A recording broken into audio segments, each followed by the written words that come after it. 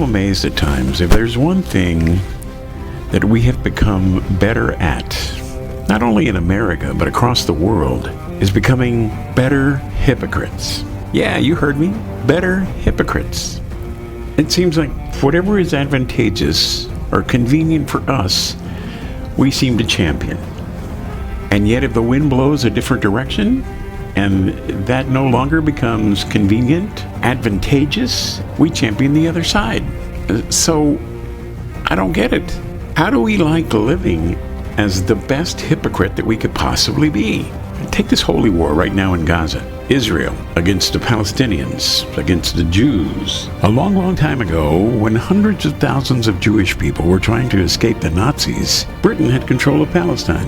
And they told these hundreds of thousands of Jewish people, refugees, to go to Palestine. And they would create a Jewish state for them there where they could live unencumbered.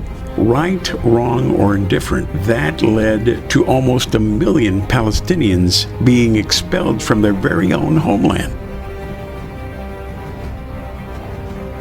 It is not the difference of religions which is causing this conflict. The state of Israel does not represent all Jews, and certainly does not represent the Jewish religion.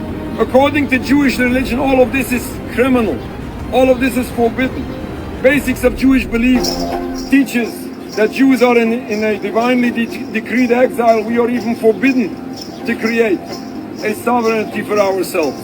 But especially when this is by killing, stealing, oppressing an entire people. This is not only criminal according to international law. This is a true violation of Judaism. And still, those people who choose not to follow Judaism misuse that very same religion to justify all those crimes forbidden in Judaism. The root cause is this criminal occupation which is oppressing an entire people. We have to end this occupation in its entirety. If people will ask me my advice, the leaders of Israel should wake up tomorrow morning and step out of the Knesset and return the land back to the indigenous population. I guarantee peace. But would it really be that simple? If Israel just got up tomorrow and decided to leave the Gaza Strip, 100% let those people live in peace by themselves, if that would bring peace to the area. And how would it affect that entire area of the Middle East? And you wonder at the same time, how is it affecting the young people who live there now? Some who are even writing songs about it. No wonder how does the fighter playlist sleep at night, knowing he can turn the city upside down all of a sudden, slaughtering families with the push of a button. I want freedom for the population, 2 million prisoners living in dislocation, shouting at the wall but nothing is ever changing. That's life under an occupation. I want freedom for the population, 2 million prisoners living in dislocation, shouting at the wall but nothing is ever changing. That's life under an occupation. And this is America, land of the free, home of the brave, where everyone has a right to their own opinion, right? This is Ali Veshi from MSNBC News. Israel has a right to exist and to defend itself. That is an indisputable fact. But so do Palestinians, and that's a fact that's often ignored. Palestinians are, at best, third-class citizens in the nation of their birth. The idea that it's even remotely controversial to call what Israel has imposed on Palestinians a form of apartheid is laughable.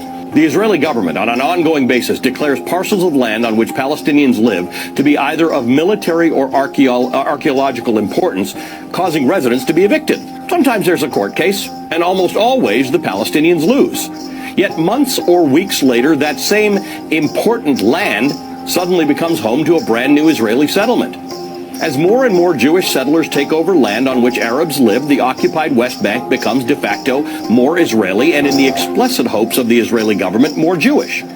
This is a long-standing attempt and a deliberate attempt to force Arabs who have lived in that land, sometimes for hundreds of years, out. That's how Gazans live. Without medical treatment because Israel prevents it. Without electricity much of the time because Israel prevents it. Without the ability to fish in the Mediterranean Ocean because Israel prevents it.